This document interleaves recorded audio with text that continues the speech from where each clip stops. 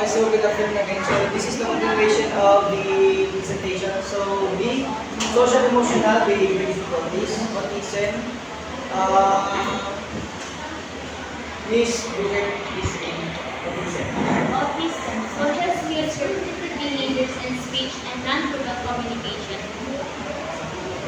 So autism it focuses on the social skills, repetitive behaviors and speech and non-verbal communication. So yung autism is when the child has a autism, meron siyang difficulty sa social skills or sa socialize sa ibang tao. Next is repetitive behaviors. Ito yung mga behavior niya is paulit-ulit. For example, yung pagsasalita na each word dinodoble yung pagsasalita or kapag may ginagawa siya physically is nagagawa niya ng dalawang beses or higit pa. Next is speech and non-verbal communication. Yun na nga yung connected din siya sa social skills. Next is mental retardation or retardation, sub-average intelligence and deficiency in adaptive behavior or exercise. So yung mental retardation is parang yung intelligence level ng isang bata kapag meron siyang mental retardation is not hindi kasing level ng mga regular students or normal child. Ito ay mas mababa. Kumbaga kapag we are giving some instruction is hindi niya agad mag-get. So talagang hindi niya makukuha yung sinasabi natin. Kasi nga, sub-average yung level ng understanding level. So next is emotional and conduct disorders. Presence of emotional states like depression and aggression, disturbing learning and performing in school. So ito yung mga bata na mabilis nade-depress or mabilis nag-iba yung mood kapag tinuturuan. Meron silang emotional state na imbalance which is hindi talaga normal para sa isang bata kapag nag-aaral. Okay, so next is physical disabilities and health impairments. Affect individuals' energy and strength, mental alertness, and muscle control. So here in physical disabilities and health impairments, it focuses on the disabilities physically. Usually, ang mga bata na may physical disabilities is either palagi silang matamlay, mahina, masakitin. Hindi sila mentally alert kapag kunyari kinakausap mo or meron kayong tungkol, hindi sila agad-agad nakakasunod kasi nga they get move around quickly kasi nga mahihila yung kanila tawagan. Next is sensory impairments, include visual and hearing impairments. So it focuses on the sensory of the person, or we have the five senses: to touch, smell, sight, hearing. So dito naman is na-focus sa visual and hearing, which is sa mata and sa tenga. Kapag kapag yung bata is merong disabilities or difficulties sa visual, either malabo yung mata or katulad nung sa dyslexia is nagra-rumbles yung letters or yung visual sa kanilang pangin. Totoo. And then sa hearing, either mahina yung pandinig or masyadong malakas. Totoo. Next, giftedness, which speaks of talents and areas in child's life. There are 6 areas where giftedness can be found, and there are creative thinking, general intellectual ability, psychomotor, specific academic ability, visual and performing arts, and leadership. So, here in giftedness, it focuses on it's like extra talent. Kumbaga within the classroom, meron talagang isang gifted sa atin. Kunyari, meron siyang skills or talent na nagagawa na hindi kaya gawin ng iba. For example, it's based sa intellectual. Kunyari, ang isang student ay gifted and the rest is hindi. Kapag may sinabing something complex yung teacher or yung instructor, makukuha niya agad kung yung sinasabi.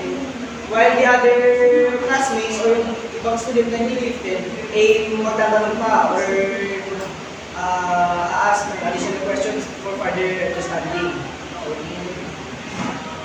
Okay, next, dealing with learners with exceptionalities. So we have 13 exceptionalities.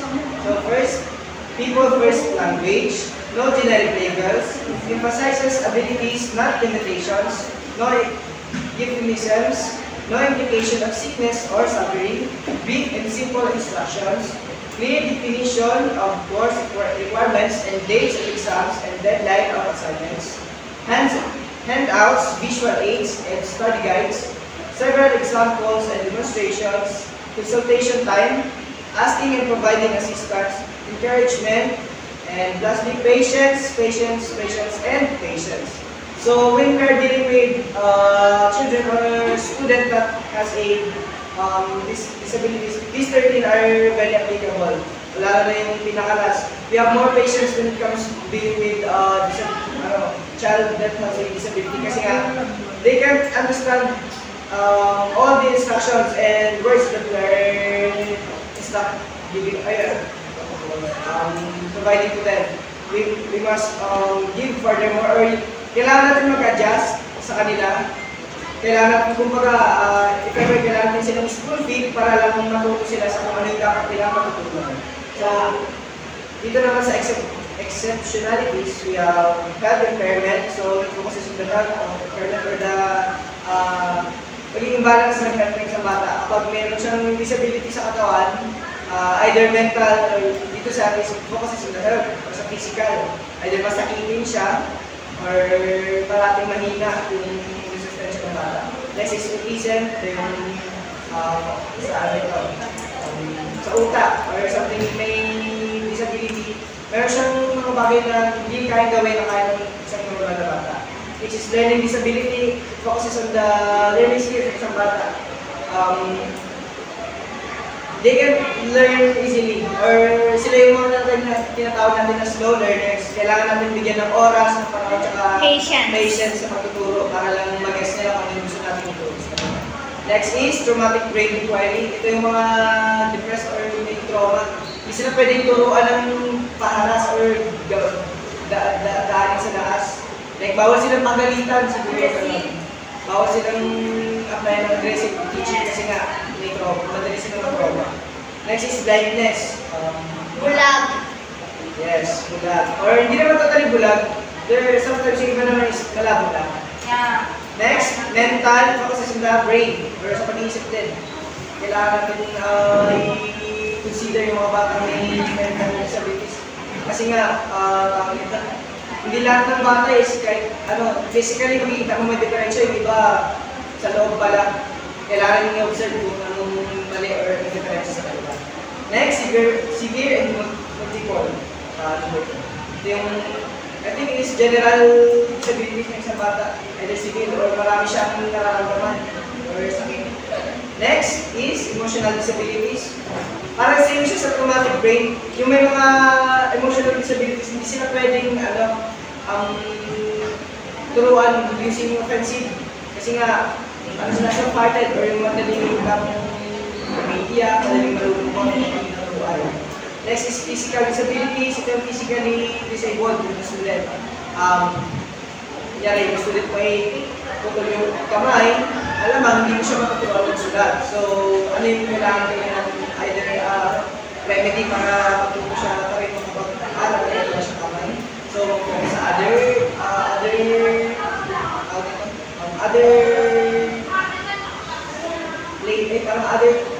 side man yung pagtuturo, or for example, mag-focus ka na lang sa reading, hindi siya makapagsulat kasi nga wala siya kamay because of physical disabilities. Next, attention deficit or hyperactivity disorder. Ito yung mga masyadong hyper, attention deficit, masyadong kulang sa pansin, kumbaga. Ilabi ko yan, kulang sa pansin, like, as nagtuturo ka, meron kang student na pala yung raise ng kamay, gusto pa natin nag-recite, kahit out of topic yung sinasabi niya, gusto niya talaga nag-recite kasi nga masyado siyang hyper. So next, gifted and talented. Ito yung kanina. As a gifted and talented. Ito yung very accurate sa atin as a gifted student. We are gifted and talented student. We're not just learning, we're shaping our talents, inaasa yung talent para the near future, kapag naging teacher na tayo, or naging teacher na kayo, hindi lang kayo tuturo. Pwede pa mag-share ng skills nyo. Kunyari, ikaw, graduate ka ng PE, marunong ka mag-back handspring. Pwede ba ito sa students mo? Kaya nila. Okay, next is speech, language, disabilities. Paghihirap sa pagsasalita, verbally, may nahihirapan ng students. Hearing loss, obviously sa pandinig. either by hinang pandinig or talagang hindi nakakarinig. So, we will be using sign language or kung pagsusulat pa. Very important. Okay. So, that's all. Next, let's proceed. Disability. So, what is disability? Miss Miguel, please read disability. Loud. Disability is a measurable impairment or limitation that interferes with a person's ability. Thank you. Obviously, disability, it is a measurable impairment or limitation that interferes with a person's ability. Ito yung kung figure sa atin para gawin yung mga bagay na gusto natin. Kapag ang tao ay isang disabled, walang paa, di makakapaglakad. Paano ka makapagtrabaho? Kapag yung tao is bulag, paano ka makakita? Hindi mo kita yung mundo. Paano ka kita yung mundo? Next, handicap. Handicap is a disadvantage that occurs as a result of disability of impairment. Handicap, ito yung disadvantage kapag disabled ka, talagang kailangan ng handicap or tulog sa lahat ng bagay. Kaya nga meron sa mga building, kung napapansin nyo, merong hagdan, tapos meron din yung lane lang. Yung para sa wheelchairs, yun ay isang ng handicap. Next, recognizing students with learning disabilities. Students with learning disabilities are not dumb, lazy, incapable, getting away with something, slow learners, bring others down, looking for excuses, or retarded. So, yun na lang. Recognize mo sila through this description. Pero, yung may mga disability na student is hindi naman talagang ganito, hindi naman sila bobo or tamad or incapable or parang slow learner. Talagang meron lang kulang sa kanila na kailangan natin intindihin as mga average students. Next, specific cognitive or academic difficulties. Learning disabilities is a neurological disorder that results from difference in the way a person brings its being. So, when you say neurological, it means or nakapako sa utak. Kapag may difference yung isang tao sa utak ay talagang weak siya mag-isip. Next, physical disabilities and health impairment. This involves physical or medical conditions, usually long-term, including one or more of these. First is limited energy and strength, reduced mental alertness, and or little muscle control. Next is sensory impairment, having difficulty or loss in one of the 5 senses. Kapag meron tayong sensory impairment, either isa o dalawa sa 5 senses natin yung wala. For example, wala tayong panlasa, pero meron tayong padinig. Hindi tayo makakita, pero nakapagsalita tayo. Next is people first language. This language trend involves putting the person first, not the disability. Example, a person with disability, not a disabled person. So, para siyang i-imply siya na don't just book to discover. Gusto muna natin sabihin na siya ay isang tao o siya isang babae, hindi siya isang pilay na babae. Parang gano'n. So, next. There are 8 examples. First is use questions of all types to simulate various levels of thinking from recalling factual information to drawing, implication, and making value judgment. Number 2, provide a general overview of material to be learned. 3, allow sufficient time for information to be processed and then integrate using both the right and left brain hemispheres. Number 4, set clear purposes before any listening, viewing, or reading experience. Number 5, warm up before the lesson development by using brainstorming, self-education, etc. Number 6, use multisensory means for both processing and retrieving information. Number 7, use a variety of review and reflection strategies to bring closure to learning. Number 8, lastly, use descriptive feedback rather than simply praising. These 8 descriptions must be used kapag ang ating student ay merong disability or merong kulang sa activity sa akin kapag merong disability. So that's all. Thank you.